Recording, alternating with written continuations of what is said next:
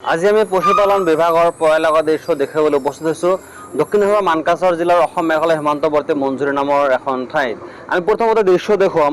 এয়া হৈছে মঞ্জুৰি নামৰ গাঁৱৰ আচলতে পশু চিকিৎসালয়ৰ যি আচলতে উপ স্বাস্থ্য কেন্দ্ৰ আছে, দেখা গৈছে একেবাৰে পয়ালগা অৱস্থা। কাৰণ দীৰ্ঘদিন ধৰি আচলতে বন্ধ হৈ থকাৰ বাবে পৰ্যাপ্ত অৱস্থাত পৰিণত হৈছে এই যি পশু চিকিৎসালয় আচলতে উপ স্বাস্থ্য কেন্দ্ৰখন। কাৰণ মঞ্জুৰি নামৰ গাঁৱত আচলতে প্ৰায় ৩০ সহস্ৰাধিক আচলতে হাজং কোচ সম্প্ৰদায়ৰ লোক এইটো বসবাস কৰে। কাৰণ এওঁলোকৰ একমাত্ৰ জীৱিকা হৈছে পশুপালন তথা কৃষি।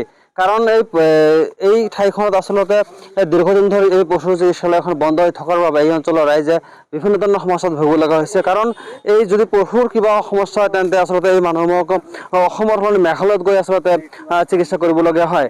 কাৰণ এয়া অসম মেঘালয় সীমান্তৱৰ্তী অঞ্চলৰ যি মঞ্জুৰি নামৰ ঠাইখন দেখা গৈছে, এই অঞ্চলৰ যি পশু চিকিৎসালয় যি উপ স্বাস্থ্য কেন্দ্ৰখন আছে, দেখা গৈছে দীৰ্ঘ বছৰ ধৰি বন্ধ হৈ থকাৰ বাবে আজি জয়ী হৈ যাব লগা হৈছে।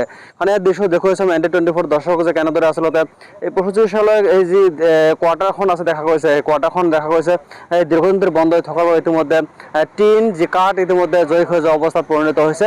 আৰু দৃশ্য দেখোন যে আচলতে যি কাৰ্যালয়খন আছিলে, যি কাৰ্যালয়খন দেখা গৈছে ইতিমধ্যে দৰ্জা নাইকিয়া হৈছে, যে খিৰিকীখন এইটো ভাঙি চিঙি গৈছে, টিন ইতিমধ্যে ক্ষয় যোৱা পৰিলক্ষিত হৈছে। কাৰণ যাৰ বাবে এই অঞ্চলৰ ৰাইজে দীৰ্ঘদিন ধৰি পশু চিকিৎসালয়ৰ পৰা বঞ্চিত হৈ আছে, যাৰ বাবে চৰকাৰ তথা জিলা প্ৰশাসন বিভিন্ন সময়ত দাবী উত্থাপন কৰি আহিছে, যদিও আজিলৈকে কোনো ধৰণৰ ব্যৱস্থা গ্ৰহণ কৰা নাই। আমাৰ এতিয়া স্থানীয় লোক আছে, আমি কথা পাতিবলৈ যত্ন কৰিম। কি নাম আপোনাৰ? আমার নামটো দুরন কোচ। এইটো কি আছিলে? এটাতো ভেটেনারি ডাক্তারখানা আছে। এতিয়া বন্ধ নেকি? এটাতো বন্ধ বহুত বছর হল। মানে এতিয়া কোনো ডক্টৰ নাই, নাহে? নাহে, ডক্টরও নাহে, চাব বলে এটি নাহে। আর ঘর বছর এগুলো ভাঙি গৈছে, এগুলো বনাব নাই বনায়। এতিয়া আপোনালোকৰ পশু যদি কিবা অসুবিধা হয় ক'ত লৈ যায়?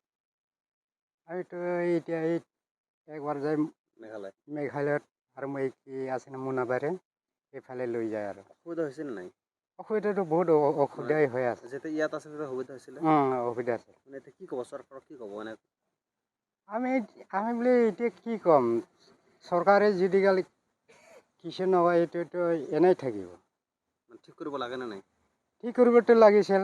আমাৰ এই গাঁৱৰ ডাঙৰ মানুহে কিছু নকয়, কমপ্লেইন দিলে এতিয়া আহিব। এই মঞ্জুৰিৰ গাঁৱত কিমান মানুহ আছে?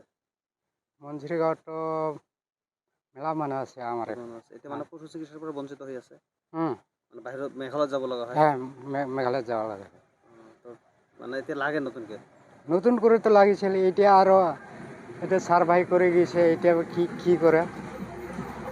এই আচলতে স্থানীয় আচলতে ৰাস্তাঘাটসকলৰ মন্তব্য। কাৰণ এই যে পশু যি উপস্বাস্থ্য কেন্দ্ৰ আছিলে, আচলতে দীৰ্ঘদিন ধৰি বন্ধ থকাৰ বাবে পশু চিকিৎসাৰ পৰা বঞ্চিত হৈ আছে মঞ্জুৰি নামৰ গাঁৱৰ এই ৰাইজসকল। হয়, কি ক'ব? এইটো কিহৰ মানে ঘৰ আছিলে?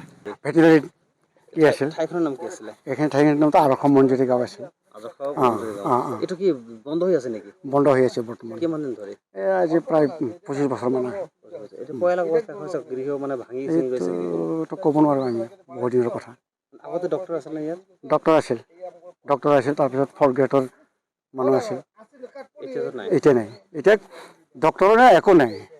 এই মঞ্জুৰিত কিমান মানুহ আছে? প্ৰায় হাজং কোচ গাৰো মিলি 3500। এতিয়া আপোনালোকৰ মানে মেইন জীৱিকাখন কি আছিলে? এতিয়া আমাৰ খেতি বাতি, পশুপালন খেতি। পশুপালন। আপোনালোকৰ পশু যদি কিবা অসুবিধা হয় ক'ত লৈ যাব লগা হয়? আমি মেঘালয়ৰ পৰা ডাক্তৰ মাতি আনি মানে চিকিৎসা কৰিব লগা হয়। ইয়াত থাকিলেতো পইচা খৰচ কৰিব নালাগে হয়? নাই, ইয়াত থাকিলেতো মানে আমাৰ ইয়াত ডাক্তৰ থাকিলেতো পইচা ইমান খৰচ নহয়। কি ক'ব, চৰকাৰক কি আহ্বান কৰিব? আমি চৰকাৰক এইটোৱে আহ্বান কৰিছোঁ যে আমাৰ যিটো পশু চিকিৎসালয় ভাঙি খহি গৈ আছে, গতিকে আমি আমাৰ অসমৰ মুখ্যমন্ত্ৰী হিমন্ত বিশ্ব শৰ্মাক অনুৰোধ কৰিছোঁ, আমাৰ এই পশু চিকিৎসালয়খন অতি সোনকালে পুনৰ নিৰ্মাণ কৰি আমাৰ পশুবিলাকৰ চিকিৎসাৰ সুবিধা কৰি দিলে আমি নথৈ আনন্দিত হ'ম।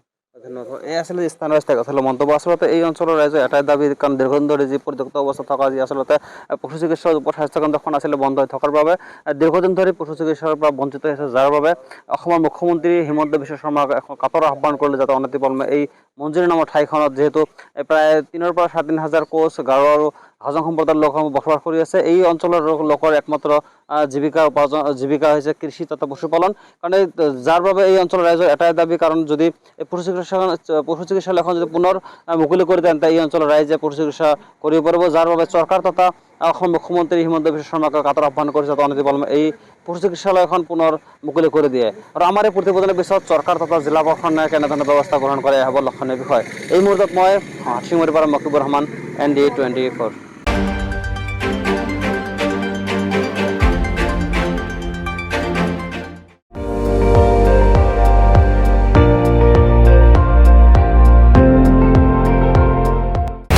আপুনি চাই আছে ND24, সৰ্বশ্ৰেষ্ঠ নহয় সৰ্বোত্তমৰ দৌৰত।